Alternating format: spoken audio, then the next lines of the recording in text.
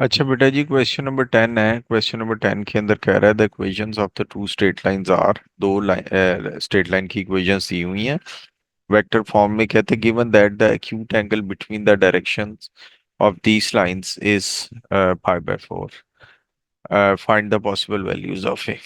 अब ये यहाँ पर बेटा जी हम फॉर्मूला लगा देंगे उसका, एंगल बिटवीन टू लाइंस का, which is cos theta is equal to A dot B over magnitude of A into magnitude of B. A is the direction ratios of the first line, that is 3, 4, and A, this one, and B is the direction ratios of the other line, -1, 2, and 2. And the magnitudes are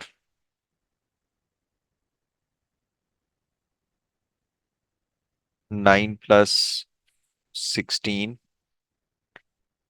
plus A square, and the other magnitude is 1 plus 4 plus 4.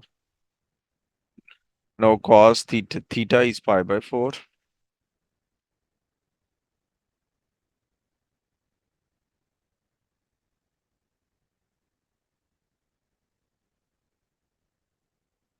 ऊपर हम इसका dot product लगाएंगे, scalar product लगाएंगे। X को x से multiply किया, Y को Y से मल्टीप्लाई किया, जी को जी से मल्टीप्लाई किया, और यहाँ पर नीचे आ जाएगा 25 + A² और ये √9 3 हो जाएगा। अब cos π/4 किसके इक्वल होता है? 1/√2 के इक्वल होता है।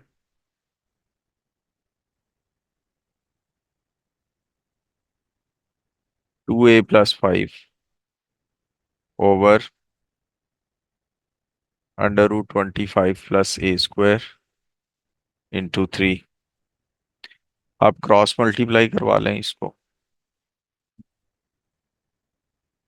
ये बन गया 325 + A² over √2 is equal to 2A + 5। दोनों तरफ स्क्वायर कर लें इसका।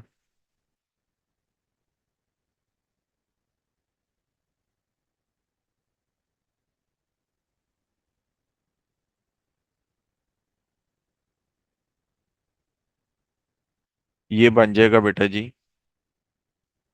925 + A² ओवर 2। अंडर रूट से कट के 3 का स्क्वायर हो गया। 4A² + 20A + 25। 9 × 25 कितना होता है?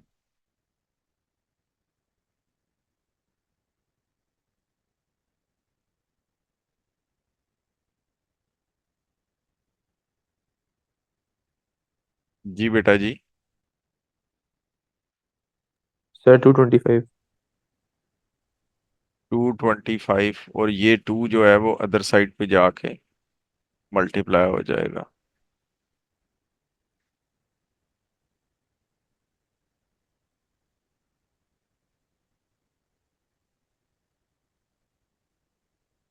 +50 आ गया। ये बन गया जी 9A² - 8A² -40A। 225 -50 कितना हो जाएगा? One sir seventy 175। फाइव यहाँ पर आप क्वाड्रेटिक फॉर्मूला यूज कर लें। Minus -40 plus -40² -4 × 1 × 175। अंडर रूट की कैलकुलेशन करके जल्दी से बताएं बेटा। जी सर। 40 प्लस माइनस क्या आंसर आया है? सर 30 आता है अंडर रूट का। टोटल 30 है, फाइनल आंसर इज 30 के √30 है? नहीं जी सर। Sir sir 30 sir. सिर्फ 30? 40 + -30। जी सर। ठीक है जी, 2। यहाँ से एक ही दो वैल्यूज आ जाएंगी, 40 - 30 over 2 and A is equal to 40 + 30 over 2। एक ही वैल्यू आ गई मेरे बेटा जी, 5। 5 35। अब एक बात जी हमेशा सर। याद रखें, जब भी हमने इक्वेशन का स्क्वायर लेना है तो हमने क्या करना है, स्क्वायर लेने से जो पहले इक्वेशन है ये वाली, इसके अंदर वैल्यूज को डाल के चेक करना है कि which one is applicable equal and आ रहा विच नहीं आ वन रहा। Is not applicable. तो हम जी सर। एक ही जगह पर 5 और 35 करके इसको चेक करेंगे। वो हम चेक करते हैं, 3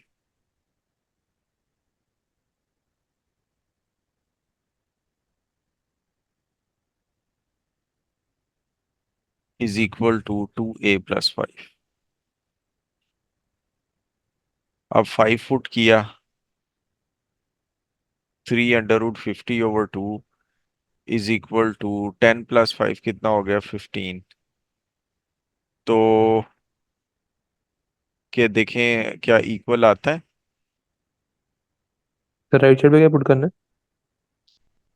राइट साइड पे बेटा एक ही जगह पर 10 फुट 25, किया ना। 30।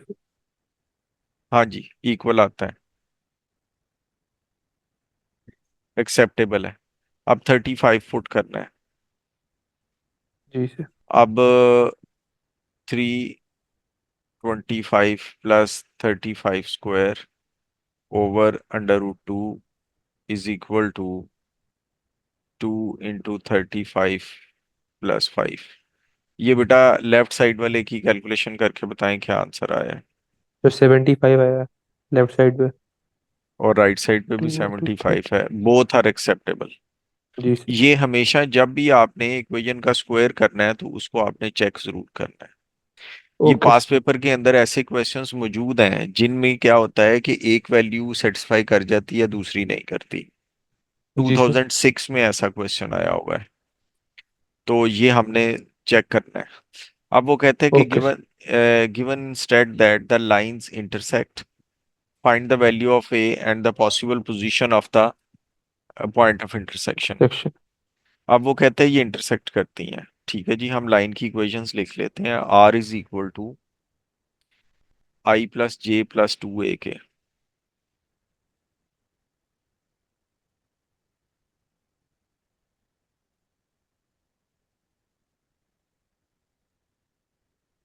Plus lambda 3 4 a।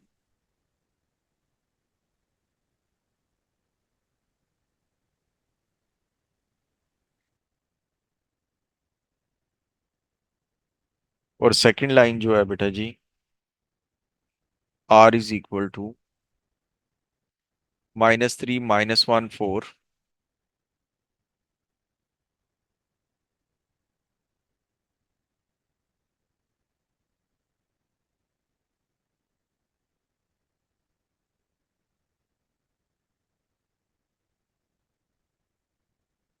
-3 -1 4 plus mu into -1 2 and 2।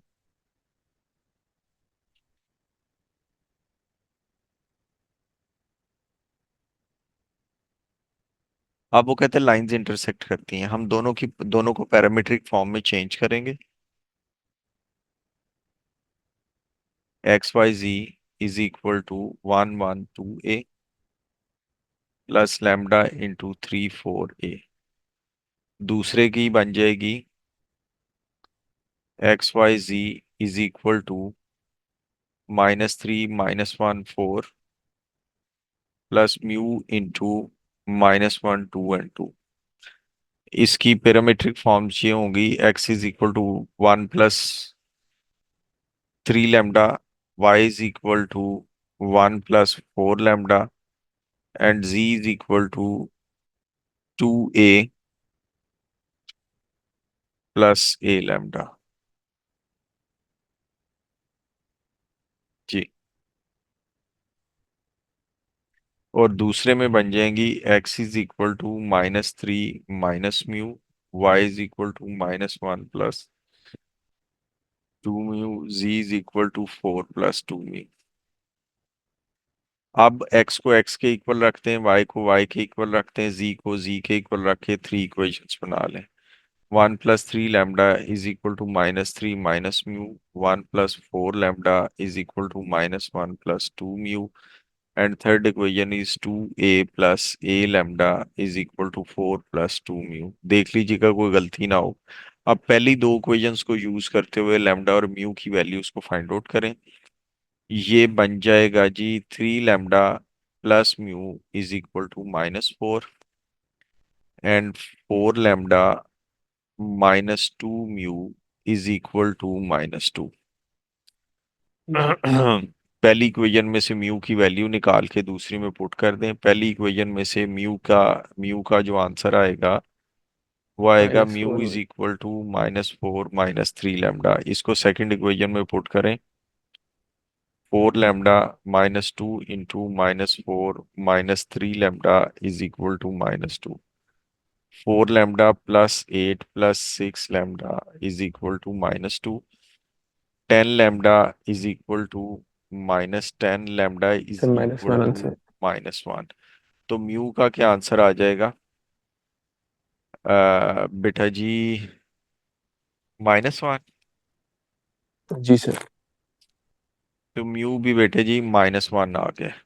अब क्योंकि उसने बता दिया है कि ये इंटरसेक्ट करती हैं, तो थर्ड इक्वेशन जो है इसको भी लाजमी तौर पे इसको सेटिस्फाई करना चाहिए। तो म्यू और लैम्डा की वैल्यू हम थर्ड इक्वेशन में पुट करके ए की वैल्यू निकाल लेंगे।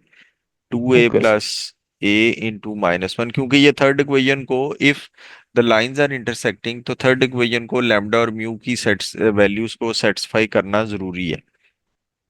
हम इसी चीज को यूज करेंगे। जी sir.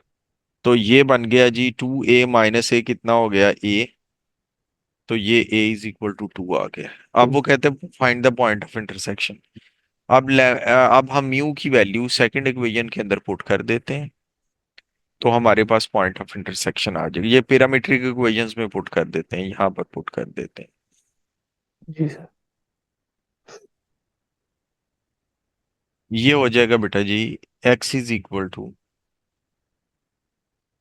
-3 minus -1, y is equal to -1 plus 2 into -1, z is equal to 4 plus 2 into -1। ये बेटा जी -2 आ गया, ये -3 आ गया और ये 2 आ गया। अब वो कहता है कि find the value of A and the position vector of the point of intersection. जब उसने पोजीशन वेक्टर कहा है, तो पोजीशन वेक्टर को हम हमेशा कॉलम फॉर्म में लिखते हैं या आई जे के फॉर्म में लिखते हैं। तो इसका आंसर आप इस तरह लिखेंगे -2i -3j +2k, +2 के। या इस तरह -2 -3 -2 एंड -3 2। ये बेटा जी ये आपका वेक्टर का क्वेश्चन हो गया। Okay sir. बेटा जी use the substitution 2x is equal to tan theta to find the exact value of the integral. नीचे इंटीग्रल दिया हुआ है। Whenever there is a question of integration with the help of substitution, first of all, we will differentiate the given substitution. तो जब हम इसको differentiate करेंगे with respect to theta कर लेते हैं, तो दोनों तरफ हम d/d थीटा अप्लाई करेंगे। 2x is equal to d/d theta, dx से भी कर सकते हैं, d थीटा से भी कर सकते हैं, इंटू tan थीटा। अब ये हो जाएगा 2 dx/d theta is equal to secant square theta. ये आ गया। अब हमने dx की वैल्यू फाइंड आउट करनी है। dx is equal to secant square theta d theta ये ओवर थीटा। 2। अब इसको मैं आपको विद रिस्पेक्ट टू x भी डिफरेंशिएट करके दिखाता हूँ। ये देखें, आपकी मर्जी है, जिससे मर्जी करें। d/dx 2x is equal to d/dx tan theta. अब 2 dx/dx, अब इसमें क्या होता है, tan का डेरिवेटिव सीकेंड स्क्वायर हो गया, theta angle as it is आया, और एंगल के डेरिवेटिव से मल्टीप्लिकेशन भी होती है। एंगल का derivative with respect to X क्या हो जाएगा, D over D X into theta, ये एंगल का डेरिवेटिव हो गया। तो यहाँ जी पर सर। आ गया 2 = secant square theta D theta over D X. तो डी एक्स की वैल्यू देखें, वही चीज आ गई है, secant square theta D theta over two. Over two. आपकी मर्जी है, आप जहाँ जिस तरह मर्जी इसको डिफरेंशिएट कर लें। अब जी सर। हमने लिमिट्स को सेट करना है। अब हमारी सब्स्टिट्यूशन है जी, 2x = tan थीटा। अब हमने ये लिमिट्स, क्योंकि यहाँ पर dx लिखा हुआ है, ये x की वैल्यूज हैं। जब हम सब्स्टिट्यूशन के बाद dx की जगह पर d थीटा आ जाएगा, तो हमें थीटा की वैल्यूज लिखनी है। तो हम x की वैल्यूज पुट करते हैं। x की जगह पर हमने जब 0 पुट किया है,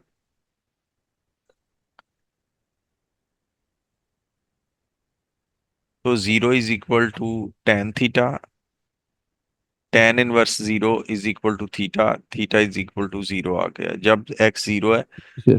तो थीटा भी 0 आ गई। इस तरह तरतीब से चीजों को बनाते जाना है, बनाते जाना है। इनके नंबर्स हैं, क्वेश्चन ना भी हुआ तो इनके नंबर्स आपको मिलेंगे, इस डेरिवेटिव निकालने के, इस लिमिट्स निकालने के, ये सारे नंबर्स ऐड अप होते जाएंगे। लेकिन आपका मौजूद होना चाहिए सारा एक्सप्रेशन।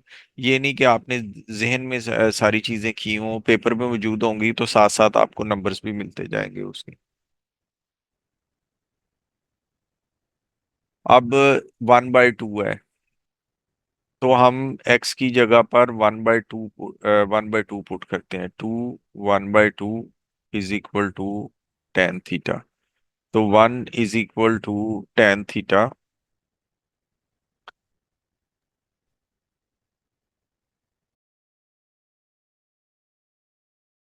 tan 1 = 1 = theta, θ = π/4। एक बात हमेशा याद रखें, चाहे डिफरेंशिएशन हो चाहे इंटीग्रेशन हो, आपके कैलकुलेटर का मॉड रेडियंस में होना चाहिए। वैसे ये 1 और 0 की वैल्यूज तो हमें वैसे ही जुबानी याद है। अब हम ये सारी वैल्यूज को इसके अंदर पुट करते हैं।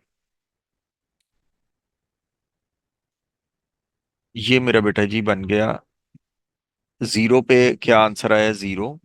और 1/2 पे आंसर आया π/4। ये 12/1 + 4। एक्स की जगह पे एक्स की जगह पे क्या आ जाएगा, tan θ/2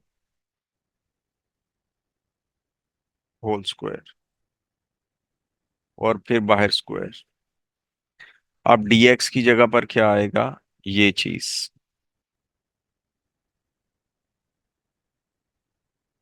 सीकेंड square theta D theta over 2। अब हम इसको सिंप्लीफाई करते हैं।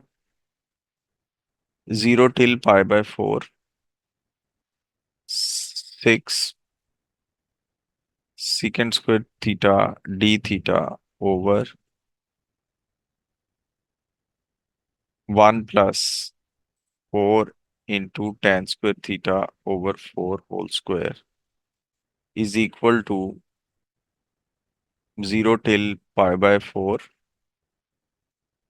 6 secant square theta D theta over 1 + tan² whole square. 1 + tan² किसके इक्वल होता है बेटा जी, सर क्या कहते हैं, सेकंड था, second square theta. Secant square theta. सही याद होने चाहिए फॉर्मूला। फिर ये जी क्वेश्चन हो सर। गए, थोड़ी सी भी गलती रह गई तो गड़बड़ हो गई। ये बन गया जी, secant square theta fourth.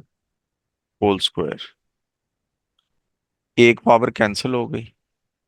0 till π/4, 6 को बाहर ले जाए, ये बन गया 1 over secant square theta D theta. Secant square theta ऊपर आके कॉस स्क्वायर थीटा बन जाएगा। जी sir. 0 till π/4 cos square theta D theta आ गया।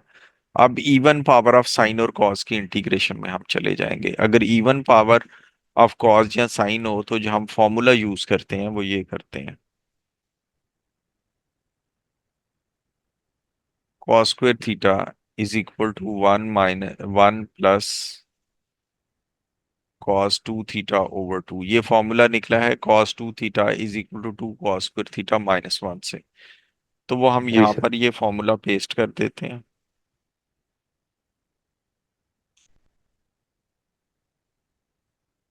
1 प्लस कॉस 2 थीटा/2 डी थीटा, 2 बाहर आके 6 से कैंसिल हो जाएगा, 3 आ जाएगा, 0 till π/4, 1 plus cos 2 theta D theta आ गया। अब मेरे बच्चे 3 ब्रैकेट ओपन, 1 का इंटीग्रेशन थीटा और cos 2 थीटा की इंटीग्रेशन हो जाएगी sin 2 थीटा/2, टू, जी सर।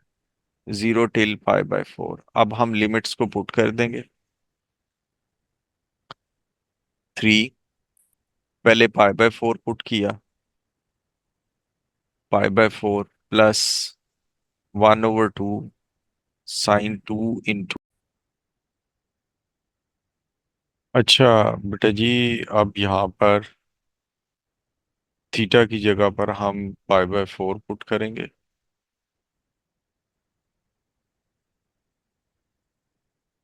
माइनस, अब हम 0 पुट करेंगे, थीटा की जगह पर 0 पुट होगा, 0 sin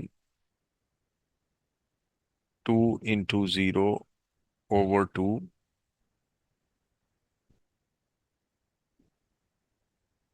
is equal to 3/4 pi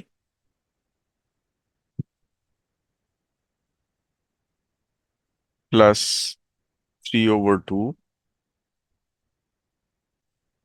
sine π/2, बाकी सारा 0 हो गया, is equal to 3/4 pi sine π/2 is 1 plus 3/2 pi. अब ऊपर उसने कहा है कि a+b पाई में आंसर देना है, तो उसमें हम चेंज कर देंगे 3/2 प्लस 3/4 पाई।